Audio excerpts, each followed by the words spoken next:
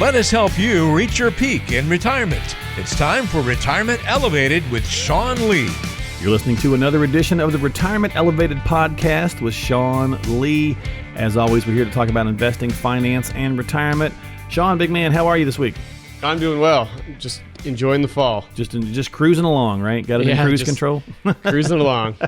Well, that's good. That's good. Listen, I got a good show for us lined up this week. I want to talk about the final decade of work. And a lot of people have heard the term the financial red zone. A lot of sports fans clearly are familiar with the red zone in football, whether you're a college or a pro fan. A lot of people know that the red zone is that kind of that initial area, that final 20 yards when you get close to scoring a touchdown. And if you don't know, well, now you do. And the financial red zone is sort of similar. It's the 10-year period leading up to retirement and the 10 years after retirement. But I wanted to focus today on the podcast about some things to think about that final 10 years of working. Just some ideas to get people thinking about how to, do some prep for their retirement planning process. So I thought we'd kick it off with just kind of a list, a checklist, if you will, Sean, of some things to go through. First and foremost, it's great to have a conversation with yourself, with your spouse, and decide what is important and what do you want retirement to look like. That's a great place to start 10 years out. Yeah, I think so, because when you start to have those discussions, I'm 39. Surprisingly, I've been an advisor for 18 years now. Well, I just moved into my 18th year. And even my wife and I have these discussions constantly. Hey, what do we envision retirement looking like? When do we want to retire? And really, what's more important to us? Do we want to retire early? Maybe live on a little bit less? Or do we want to work longer and live on more? Do we want to pay our house off sooner? There's all these questions that come up. Where are we going to live when we retire? That there's really no right or wrong answer for. It's really a personal choice. And once you can start to determine the answers to questions like this, starting to get a picture of retirement, then you can make decisions based on what your vision of retirement is and what your core values, beliefs, and desires are to put your money in the proper places, proper avenues, proper vehicles, whatever you want to call it, and build your plan around these are my values. These are the mathematics of what I've accumulated and saved. Let's make it all work together. Yeah, I think it's a great place to start. Simple. There's no right or wrong answer, right, Sean? This is just simply you talking with yourself and with your spouse and kind of going through the personal choices of what you'd like to see happen, right? Yeah, I'm going to switch from football and talk about baseball. Sure, go for it. You're trying That's more your sport, yeah. Yeah. You're trying to get a runner from first to second. Well, you have a couple of options. You can steal, you can bunt, you can hit and run, or you can just hope that they get a base hit. There's no right or wrong answer there because the ultimate goal is to get them from first to second. And so coach, manager, whatever, do what you feel is best in that situation or best for you.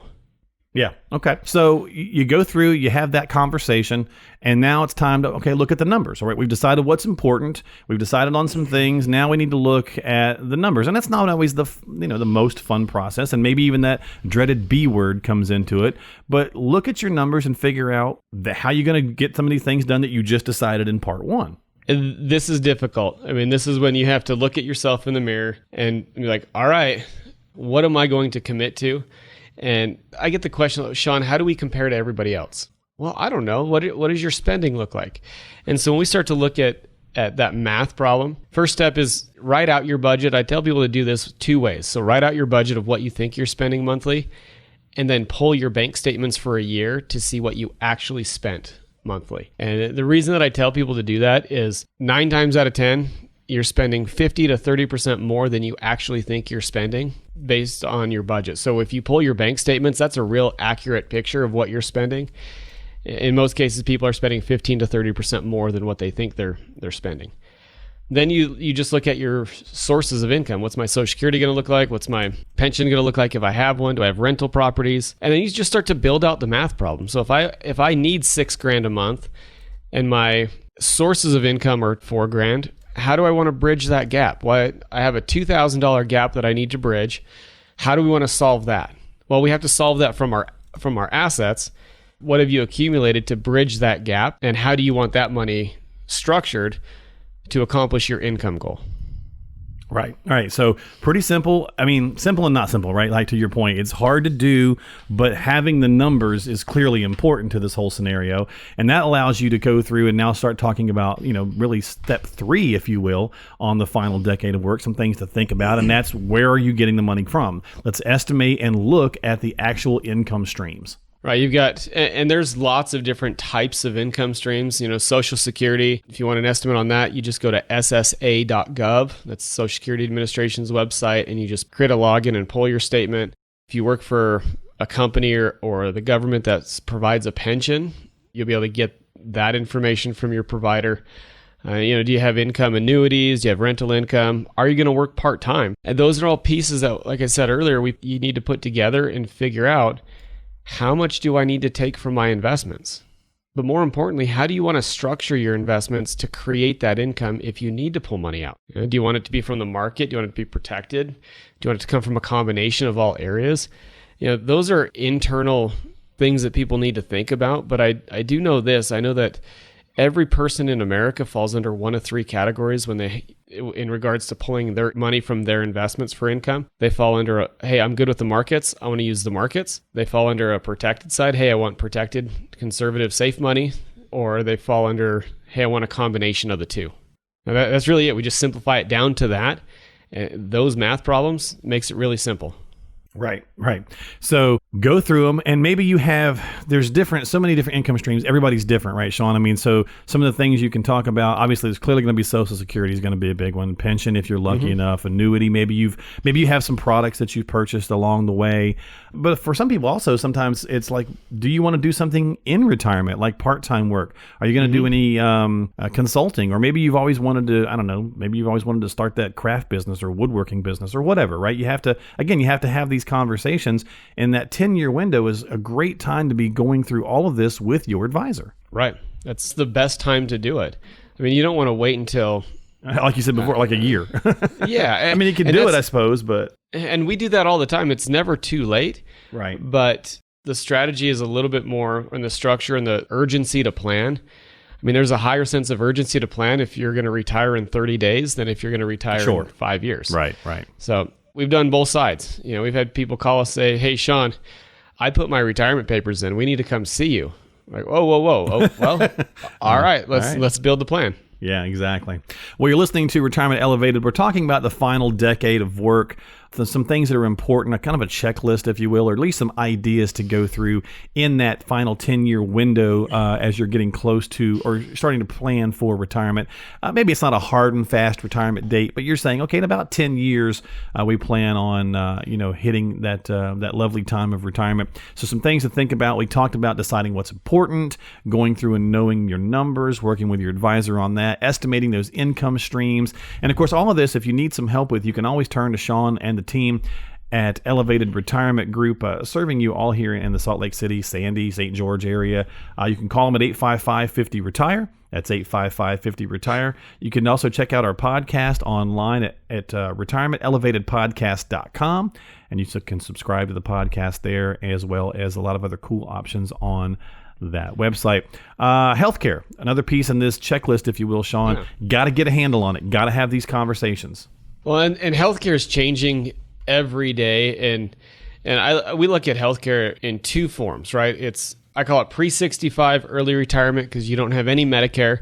Well, how are you going to solve that problem? I mean, you've got to go out either into the exchange or the open market and purchase healthcare. Well, there's a cost to that, so you need to understand what the benefits are, what the features are, what the costs are to accomplish your goal. And then what does Medicare cover once you hit 65? Are you good with just Medicare Part A, Medicare Part B, or do you need to have a Advantage plan or a supplement or something like that? Lastly, from a healthcare standpoint, assess, do I need long-term care? Now, I don't tell anybody that they have to go out and buy long-term care insurance policies. That's not part of our planning process because in some cases, it's not the right deal. So when we look at long-term care, what are the risks? These are the current costs. Average stay in a nursing home or assisted care facility is 3 years. Or 2.7 based on Genworth's most recent study. And just mathematically determine, do I have enough money to use my own assets? And if you do, and if you're comfortable with that, you just self-insure. If you don't, then you go back and you say, all right, I'm not comfortable using my own money. how do I want to solve that problem? And there are lots of different ways to do it. It doesn't have to be standalone long-term care. There are annuities with long-term care provisions. There's life insurance with long-term care provisions. You have options. Right. And as long as you know the choices and you can make a logical decision based on the facts, then you'll find what fits for you. Yeah. And again, this is one where a lot of people do want to put their head in the sand on it. They do want to kind of say, well, God, it's crazy expensive. We don't know what's going on with the healthcare system. You know, it won't happen to me, whatever, right? There's all those kinds of different things that you can kind of do. So be smart and at least begin that conversation. And again, this is a 10-year window, 10 years out. If we're going through with this exercise today on the podcast, start having those conversations definitely earlier on. And that's going to make things a little bit easier along the way. Healthcare is always going to be a challenge, but the sooner you can have those conversations, real conversations, the better off you'll be. All right. Final piece, Sean, then is understanding that this is going to change over time. Your retirement plan is not a set it and forget it document, right? It is not something you just go, okay, cool, I got a plan put together. Yay, I never have to think about it again. It's going to change just like you're going to change. At least it should anyway. Right. If I look back 10 years ago, just in my life, I just had my first daughter, or my first child, my daughter. Mm-hmm. I had hair. I didn't have a beard at the time. So life changes, right? So the hair migrated from the top to the face? Yeah, that's what I tell everybody. It's the hair left my head, went to my face, because I couldn't grow a beard before I lost all my hair. Oh, that's funny. It was the craziest thing. But I guess my point there is life does change. Right. And so it shouldn't be called retirement plan. It's called retirement planning. Right. Because there's a constant evolution of the plan. Tax laws change, needs change based on inflation, maybe houses being paid off. Opportunity changes, and what I mean by that is maybe you've got the opportunity to go on a trip of a lifetime, or maybe you've got an opportunity to invest in a business or whatever fits you. Things change.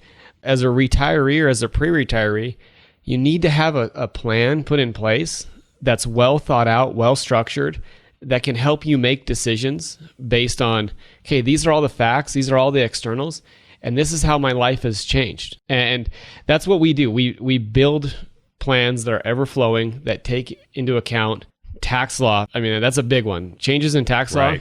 I mean, you should have an advisor that's up to date on taxes and how they affect your retirement plan. Yeah. So just think about those things. It's got to be constant flowing. Be like water, just flow and go around things and change and adjust. Right. Yeah. And little bullet points, those things to think about, how will it change in 5 years? As Sean just pointed out, there's inflation, there's the healthcare, more travel, less travel, 10 to 15 years, talk about that, 10 to 15 years into retirement, I should say, how things will change, 15 maybe plus years. Have those conversations. All of this is good legwork to go through. Now, you're not talking about all the nuts and bolts, and that's why you turn to professionals. That's why you work with a team like Sean and his team for all the nuts and bolts. But it's good to have these conversations, not only with yourself, but begin to have those with your advisor. And if you'd like to talk with Sean and the team at Elevated Retirement Group, he's the managing partner. They serve you in Salt Lake City, Sandy, St. George, all around the area there. Reach out to him at retirementelevatedpodcast.com. You can check out the website. Very cool website. A lot of good things on there for you to check out. And you can also subscribe to this podcast, whether it's on Apple or Google or whatever platform of choice.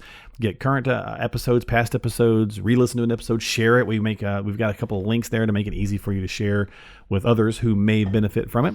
And as always, you can call them before you take any action, before you make any decisions. Have a conversation with your own advisor. And if you don't have one, call Sean and the team. Get on the calendar, come in and talk with them. 855-50-RETIRE. That's 855-50-RETIRE. Well, Sean, once again, thanks for being on Retirement Elevated and coming through this little 10-year window with me. Yeah, buddy. It was awesome. Thank you. Absolutely. Anytime. We'll do it again here next time right on the podcast. This has been Retirement Elevated with Sean Lee. We'll catch you next time.